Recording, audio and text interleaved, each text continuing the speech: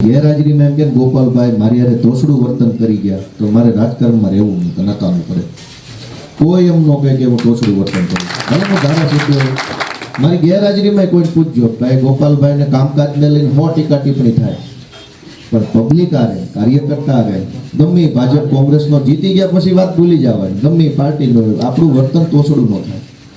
ઊંચા અવાજે આપણે વાત ન કરવી, કોઈને આપણે આમ તુચ્છ ન માની લેવો કે તને ન ખબર પડે આ નીકળાથી નહીં, બધાને બધી ખબર પડે છે ને આપણે જ ગાંડા એમ રહેવાનું હોય. અને હકીકતમાં દેશમાં છે એવું ગાંડા છૂટાઈ જાય ડાયરેક્ટ આવે છે એટલે જે છૂટાઈ ગયા સમજી લેવાનું ગાંડો છે એટલે છૂટાઈ ગયો.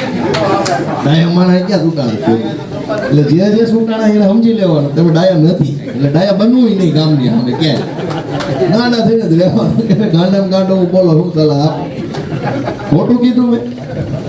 એટલે બધાય વિનમ્રતા રાખે, અહંકાર ન કરવો, ટૂંકો રસ્તો ન પકડવો, પ્રમાણિકતા રાખવી. લોભ લાલચ ખૂબ આવશે અને રકમ કાંઈ નહીં હોય, 1 લાખ 2 લાખ 5 લાખ 7 લાખ 8 લાખ, અરે 8 લાખનું શું આવે આમાં? કોઈ ખટારા વાળો ટલ્લો મારી જાય 25 લાખનું દવાખાનું થાય કોઈ ખબર કાઢી જાય. એટલે ભગવાનનો ઉપર આશરો રાખીને જીવવાથી સારું થાય.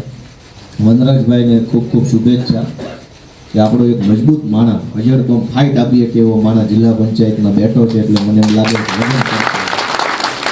છે વ્યવસ્થિત. અને સારી બાબત એ છે વનરાજભાઈને તો એના ઘરે ગયો તો ઓળખું છું પહેલેથી, બહુ સહજ સ્વભાવનો માણસ છે. આમ તો જો કે આ ભાજપના રાજમાં ને આ બધું વર્ષોથી બધું જે હાલે છે એ કંઈ સારી વાત નથી, પણ એણે ઉપર ઉઠી કે બધાય સમાજની હારે હળી ભળીને રહેવું એને ઉપર ઉઠીને કામ કર્યું ને સમાજના લોકોએ બધા ઉપર ઉઠીને કે ભાઈ માણસ સારો છે મત આપો. એટલે બે બાજુનો વ્યવહાર છે ને એ વધુ ઉજળો બનવો જોઈએ આવતા 5 વર્ષ પછી.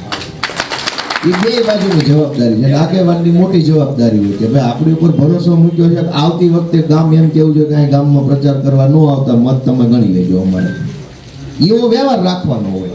કેમ કે બધી વસ્તુ કઈ રોડ ન હોય, કેટલીક વસ્તુ વ્યવહાર હોય, કેટલીક વસ્તુ લાગણી હોય, કેટલીક વસ્તુ માન સન્માન હોય, કેટલીક વસ્તુ ટેકો હોય. એ આપણે બધાએ નિભાવવાનું છે. બીજા ઉમેદવાર ક્યાં ગયા?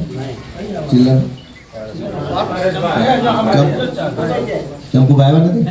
ઠીક છે, કાંઈ વાંધો.